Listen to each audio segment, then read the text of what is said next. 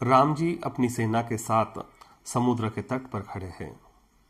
समुद्र के उस पार लंका जाना है। समुद्र को पार कैसे करे, इस पर विचार विमर्श चल रहा है। अनुज लक्ष्मण कहते हैं, भगवान आपके तरकश में तो अग्निबाण है, उसका संधान करे, समुद्र को सुखा दे और हम सब बंदर भालू की सेना के साथ लंका पहुंच जाएंगे। विभीषण जी अपना तर्क रखते हैं कि प्रभु, हमें समुद्र के साथ विनय करना चाहिए, अनुनय करना चाहिए, उनसे सहायता मांगना चाहिए।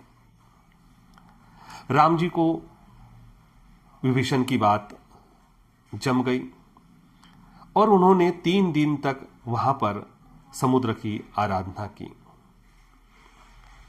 जब समुद्र नहीं माना तो भगवान क्रोधित हो गए। विनय न मान जड़त जल, गए 3 दिन बीत, बोले राम सकोब तब, बिनु भय होए न प्रीत। लक्ष्मण, मेरा धनुष बाण लाओ, मैं आज अग्निबाण से समुद्र को सुखा देता हूं। अग्निबाण का संधान किया, तब समुद्र डरा हुआ विप्र रूप लेकर राम जी के पास आया और कहने लगा कि प्रभु, यह सब आपकी बनाई हुई मर्यादा है। यदि मैं समुद्र पर रास्ता छोड़ने लगा तो फिर इस सृष्टि में बनाए हुए नियमों का क्या होगा? फिर आप मुझे कुछ उपाय बताएं, राम जी ने कहा।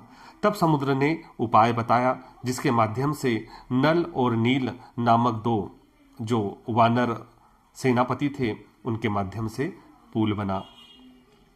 पुल बन गया।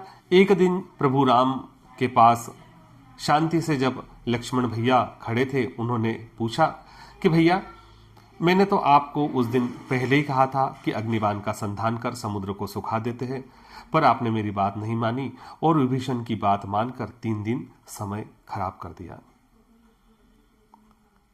राम जी मुस्कुराए और अपने अनुज लक्ष्मण से कहने लगे कि लक्ष्मण, तुमने बात तो सही कही थी, लेकिन मनुष्य को और मुख्यतः जो किसी सेना का नायक हो, घर का प्रमुख हो या किसी भी संस्था का प्रमुख हो, उसको स्थिति परिस्थिति में धैर्य धारण कर कर परिस्थिति को समझते हुए निर्णय लेना चाहिए और अपनी सलाहकार जो समिति है, उनसे भी निर्णय अवश्य लेना चाहिए।